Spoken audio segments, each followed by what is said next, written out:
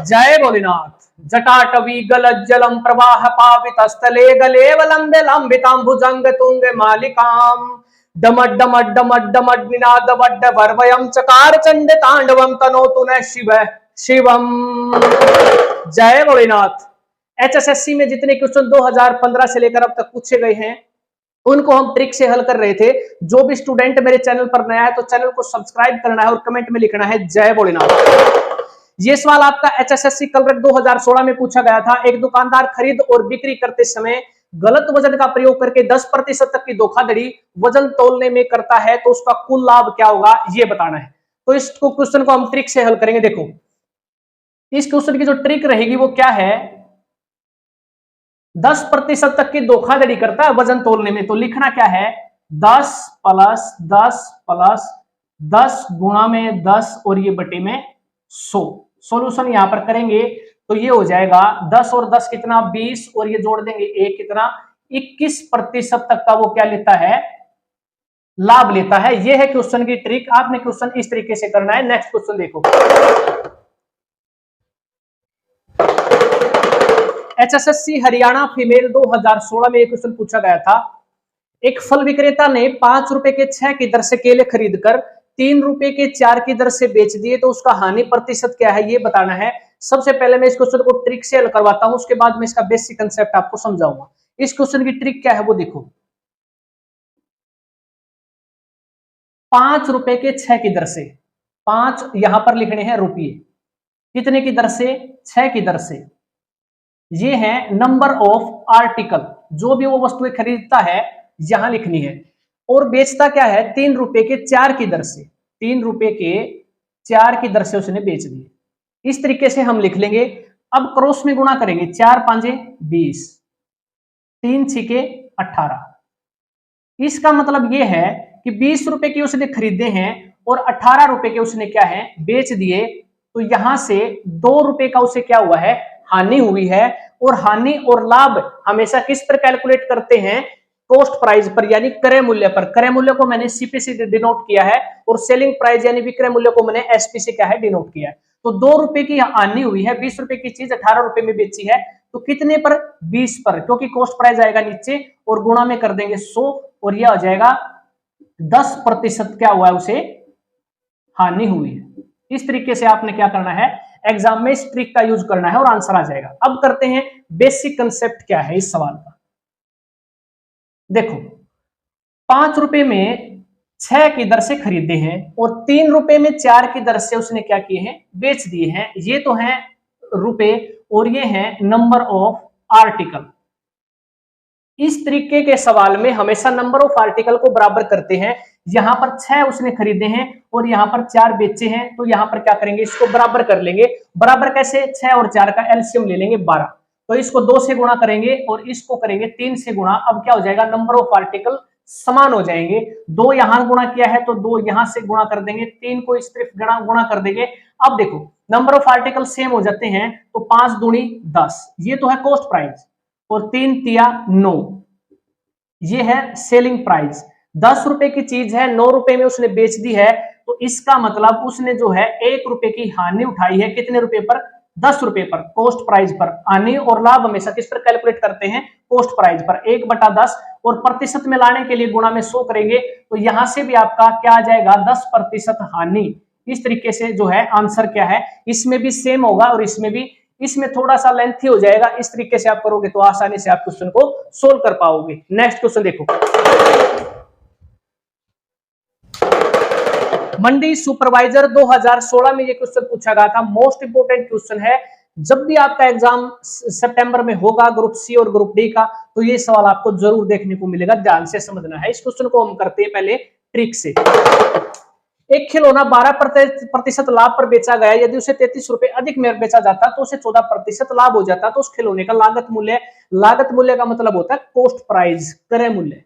तो उस खिलौने का कॉस्ट प्राइस क्या है ये हमने बताना है। ध्यान से देखो 12% प्रॉफिट हुआ है, आपने ये लेना है 12% लाभ। पहले वाली कंडीशन में ये 12% लाभ, दूसरी कंडीशन फिर 14% का लाभ हुआ है, इस तरीके से लिखेंगे 14% लाभ। इस क्वेश्चन को आप माइंड में सोल्व कर सकते हो, पेन उठाने की जरूरत नहीं है। जब भी ऐसा क्वेश्चन आता है लाभ और लाभ है तो क्या करना है, इनका डिफरेंस लेना है। 14 और 12 का डिफरेंस कितना, 2% का हो जाएगा। ठीक है, तो ये जो 2% के बराबर रख देंगे कौन सी वैल्यू, जो ये 33 रुपए अधिक में बेचा जाता, 33 रुपए अधिक या कम जो भी वैल्यू गिवन है उसको यहां लिख देंगे 33।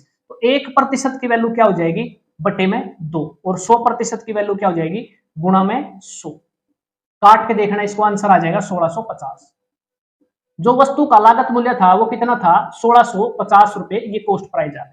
अब क्वेश्चन को दोबारा ध्यान से समझो, यहां पर प्रॉफिट था, यहां पर भी प्रॉफिट था। अगर यहां पर एक जगह आनी आ जाती है, यानी कि 12% आनी और 14% लाभ, तो उस कंडीशन में क्या करना है आपने, इन दोनों को क्या करना है, जोड़ देना है। 12 और 14 को जोड़ेंगे तो 26 आ जाएगा। ठीक है, तो 26% की वैल्यू इसके बराबर रख देना 33 के, इस प्रकार से आप आंसर निकाल दोगे।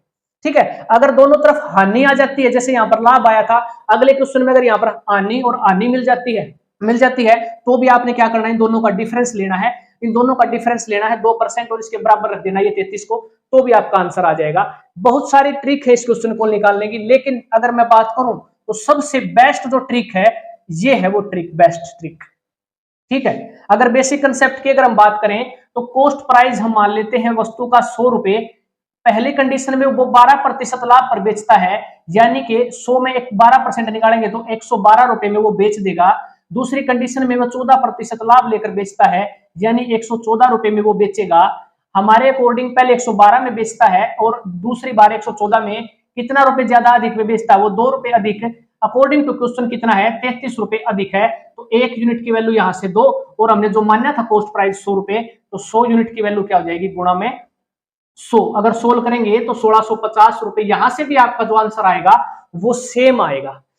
तो इस तरीके से आप ना करके आप इस तरीके से कर सकते हो, आप माइंड में क्वेश्चन सोल्व कर ले। अगर ट्रिक पसंद आती है तो लाइक करना है वीडियो को और जय भोलेनाथ जरूर लिखना है। नेक्स्ट क्वेश्चन देखो, एचएसएससी कलरक 2016 में ये क्वेश्चन पूछा गया था, और ऐसा कोई एग्जाम नहीं है जिसमें ये क्वेश्चन ना पूछा गया हो। तो एक बार में इसको अच्छे तरीके से समझ लिया तो आपकी प्रॉब्लम हमेशा के लिए सॉल्व हो जाएगी। 15 वस्तुओं का क्रय मूल्य 10 वस्तुओं के विक्रय मूल्य के बराबर है, तो लाभ हानि बताना होता है हमें। तो यहाँ पर बताना है कि लाभ प्रतिशत क्या होगा, जैसा स्टेटमेंट में गिवन है एज इट इज लिखना है बस। देखो, कॉस्ट प्राइस को मैं सीपी से डिनोट करूंगा। 15 वस्तुओं का कॉस्ट प्राइस किसके बराबर है, 10 वस्तुओं के सेलिंग प्राइस यानी विक्रय मूल्य, एसपी से डिनोट कर दिया मैंने। अब देखो सीपी है, इसको एज इट इज रखेंगे, एसपी को नीचे ले आएंगे। अब ये हो जाएगा 10 एज इट इज रख लेंगे और 15 को क्या करेंगे, नीचे ले जाएंगे। अगर कटते हैं तो काट देना, आसानी हो जाएगी सोल्व करने में। तो 2/3, देखो 2/3 का मतलब है अगर वस्तु को 2 रुपए में खरीदा गया है तो बेचा कितने में गया है, 3 रुपए में बेचा गया है। तो 1 रुपए का क्या हुआ है, उसे लाभ हुआ है। और लाभ और हानि हमेशा किस पर कैलकुलेट करते हैं, कॉस्ट प्राइस पर, यानी लागत मूल्य, यानी खरीदी कितने में वो चीज। तो यहाँ पर कॉस्ट प्राइस क्या है, 2, तो 2, 1/2 को अगर प्रतिशत में तोड़ेंगे तो कैसे, गुणा में 100 कर देंगे, तो सीधा आंसर आ जाएगा 50% उसे क्या हुआ है, प्रॉफिट हुआ है, लाभ हुआ है। ये क्वेश्चन को करने का सबसे बेस्ट तरीका है। इसको आप ट्रिक भी बोल सकते हैं, कंसेप्ट भी कह सकते हैं, कुछ भी बोल लो, आपने इस तरीके से सोल्व करना है। बहुत ही अच्छे लेवल का क्वेश्चन था। नेक्स्ट क्वेश्चन देखो,